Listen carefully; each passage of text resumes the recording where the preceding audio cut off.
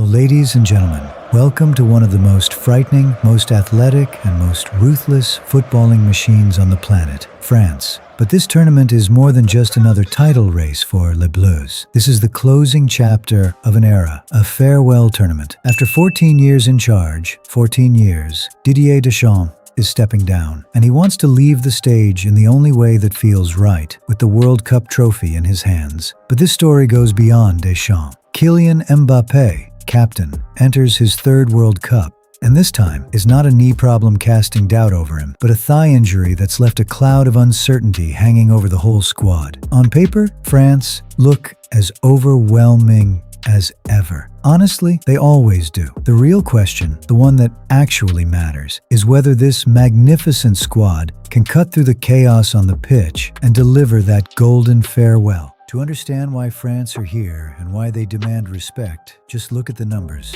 4 finals in their last 5 major tournaments. That is consistency that no other nation in modern football can match. World champions in 2018, runners-up in 2022, Euro 2024 winners. If a French player told you this team has underachieved, the statistics would put up a serious fight. Yet for French supporters, there's always been that lingering feeling, the almost moments, the what-ifs. Under Deschamps in his final chapter, there's no room for almost. And for Mbappé, potentially at his peak, the hunger is at an all-time high. But unchecked hunger, as we know, can be the most dangerous opponent of all. France's default shape is a 4-3-3, but Deschamps' greatest weapon has always been his pragmatism. He can shift seamlessly into a 4-4-2 or even a 3-5-2, depending on the opponent and the moment. That tactical flexibility makes France one of the hardest teams to prepare for, especially in the knockout rounds, where every single detail carries enormous weight. The team strengths. Let's start with the most terrifying asset France possess, and it strikes fear into opponents before a ball is even kicked: attacking depth. The offensive options available to Deschamps are beyond what any other national team can dream of. Kylian Mbappé, Ousmane Dembélé, Michael Olise. Think about that front 3 for a second. Olise forced his way into these plans with 15 goals and 19 assists for Bayern Munich this season. Simply impossible to ignore. And waiting on the bench? Bradley Barcola, Désiré Doué, Rayan Cherki, Marcus Thuram. France never run out of firepower. Never. The second major strength is the transformation of Ousmane Dembélé, and it's been nothing short of extraordinary. He guided Paris Saint-Germain to back-to-back Champions League titles, scored 35 goals last season, and walked away with the Ballon d'Or. The unpredictable, injury-prone wide man of years past is gone. In his place stands a genuine world superstar, capable of changing any game at any moment. For France, this is crucial, because when Mbappé is having an off day or needs a rest, Dembélé can carry the entire attack on his own. Third strength, the midfield. And what a midfield it is. N'Golo Kanté, 35 years old and still absolutely relentless, remains the invisible backbone of this team, alongside Aurélien Tchouameni and the prodigious Warren Zaïre-Emery. This trio forms a steel wall in the center of the park. Against teams that want to press high and transition quickly, France's midfield is simply impenetrable. Predicted starting 11. In goal, the calm and commanding Mike Maignan of AC Milan, one of the finest keepers in Europe. At right back, Jules Koundé, who has reached genuine elite level at Barcelona. On the left, Theo Hernandez, a jet engine down that flank, a nightmare for any winger. At the heart of defense, William Saliba, worth €100 million and arguably the best center back in the world, partnered with the physically dominant Dayot Upamecano. In midfield, Aurélien Tchouameni sweeps in front of the defense with the legendary Kanté alongside him, the engine room that makes everything work. In attack, Olise on the right, bringing that lethal creativity. Bradley Barcola on the left, electric with pace. Warren Zaïre-Emery in the number 10 role, a young genius pulling the strings behind the striker. And leading the line, Kylian Mbappé, €180 million worth of pure danger.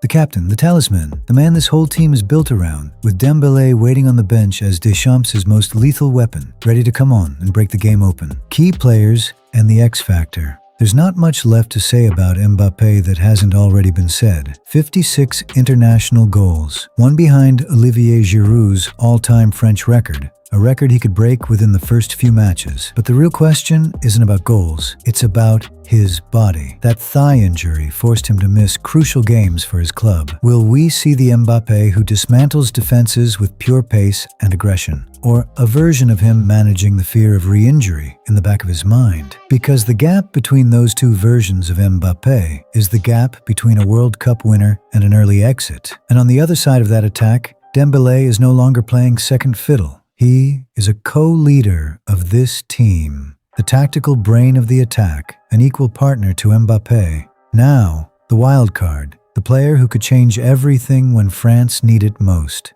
Rayan Cherki. 22 years old, forged in Pep Guardiola's system at Manchester City, stepping into a major tournament for the very first time. Cherki is France's secret weapon, the player Deschamps will unleash when defenses are parked, when creativity runs dry, when no one sees it coming. Right now, the world isn't making big headlines about him. Opponents aren't building full tactical videos around him. But a pragmatist like Deschamps doesn't bring a player like Cherki to a World Cup by accident. Watch this space. Weaknesses and risks. Now let's flip the coin and look at the shadows behind that dazzling surface. Because France do have vulnerabilities, and they're serious ones. First, William Saliba arrives at this tournament carrying a significant back injury. There are whispers that he has deliberately postponed surgery just to make it here, managing the pain match by match, injection by injection. The cornerstone of France's defense is coming in at less than 100%. That is not a small thing. You simply cannot ignore it in a tournament of this intensity. Second, and this is a deeper, more chronic issue, France remain heavily dependent on individual brilliance rather than collective structure. Put simply, if Mbappé isn't at his best, or if that thigh gives out again, France don't have a reliable system to fall back on. Teams that press aggressively, win second balls, and exploit the space behind the wide players can cause real damage. We saw the cracks in the semi-final against Morocco at the 2022 World Cup, the defensive lapses, the chances conceded, even in a winning performance. If Deschamps hasn't fixed those issues, they could prove far more costly this time around. Tournament scenario and prediction. France begin their North American adventure in Group 1 alongside Senegal, Iraq, and Norway. Let's be honest, this group has only one real heavyweight, and it's France. Topping the group is as close to a certainty as football allows. The real drama begins in the knockout rounds. In the best-case scenario, everything clicks into place. Mbappé is fully fit. Dembélé replicates his Ballon d'Or form. Saliba manages his injury all the way to the final. In that version of events, France are genuine contenders to go all the way and to give Deschamps the send-off he deserves. But there's a darker, more realistic scenario too. Physical fatigue sets in. Mbappé's thigh flares up again. Saliba can no longer play through the pain. In that case, a quarter-final exit isn't just possible. It's entirely plausible. Spain, Brazil, or a fired-up England could all end this French adventure earlier than anyone expects. For France to lift this trophy, two conditions must be met. Mbappé completes the tournament healthy, and the midfield maintains control under maximum pressure. My prediction? If both of those things happen, France are in the final. If not, Adalmus the Satan, qui tue theater final exit should surprise nobody. Can Didier Deschamps crown 14 years of service with a second World Cup title and walk off into the sunset? Will the injuries to Mbappé and Saliba shatter France's dream? Or will Les Bleus defy the odds and reach the very top? Leave your predictions and thoughts in the comments below. If you enjoyed this breakdown, hit the like button and make sure you're subscribed with notifications on so you don't miss a single video in our World Cup analysis series. See you in the next one.